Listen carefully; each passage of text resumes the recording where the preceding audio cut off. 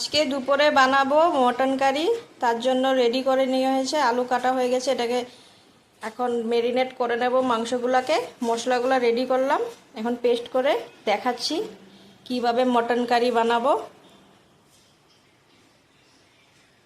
আজকে mutton curry বানাবো, এখন রেডি করে নিচ্ছি। একটা একটা করে সব মশলা দিয়ে দিব, পেস্ট করা মশলা। এটাতে পেঁয়াজ, আদা, রসুন, জিরা।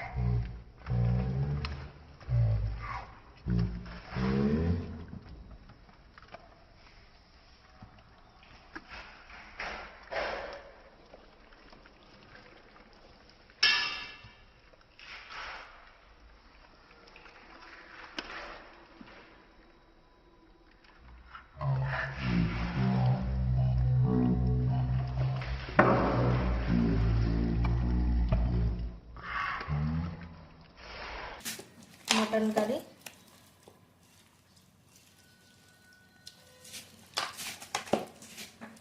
মেরিনেট করে রেখে দেব, তারপরে কিভাবে বানাবো দেখাচ্ছি।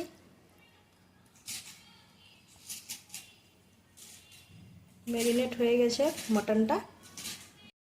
আমাদের মটন কারি বানাবো রেডি হয়ে গেছে। এটাতে সব মশলা পেস্ট করে দিয়ে দিয়েছি। আলু, কাঁচা পেঁয়াজ, ধনিয়া, আদা পেস্ট, রসুন পেস্ট, পেঁয়াজ পেস্ট, গরম মশলা পেস্ট, তেজপাতা, লবণ, হলুদ সব দিয়ে মেখে নিয়েছি, মেখে রেখে দিয়েছি। এখন বসিয়ে দেব। সব কিছু দেওয়া আছে এটার মধ্যে, দিয়ে এখন আধা ঘন্টা মেরিনেট করে রেখে দেব। বানানোর সময় দেখাচ্ছি। টমেটোও দিয়েছি, সব দেওয়া হয়েছে এটার মধ্যে।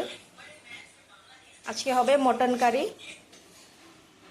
মাংসের জন্য তেল গরম হয়ে গেছে, মানে একটা একটা করে সব দিয়ে দেব। শুকনো লঙ্কা, তেজপাতা,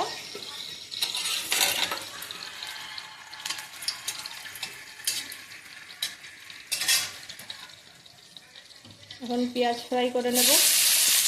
মাংস মেরিনেট করে নিয়েছিলাম, আদা পেস্ট, রসুন পেস্ট, পেঁয়াজ পেস্ট, জিরা, ধনিয়া, গরম মশলা, হলদি পাউডার, টমেটো সব দেওয়া আছে ম্যারিনেটে।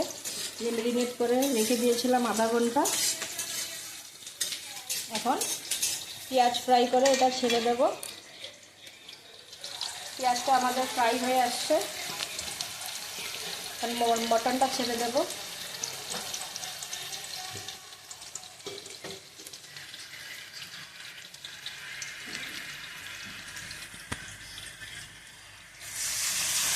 যার মধ্যে সব দেওয়া আছে, সব দিয়ে দিয়েছি। এখন কষাবো ভালো করে। কষানো হয়ে গেলে অল্প জল দিয়ে আবার ঢেকে রাখবো।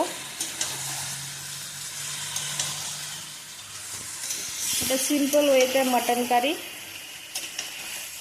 আমরা অনেক রকমের মাটন বানাতে পারি, আজকে এরকম বানালাম। নেক্সট ভিডিওতে অন্য রকম দেখাবো।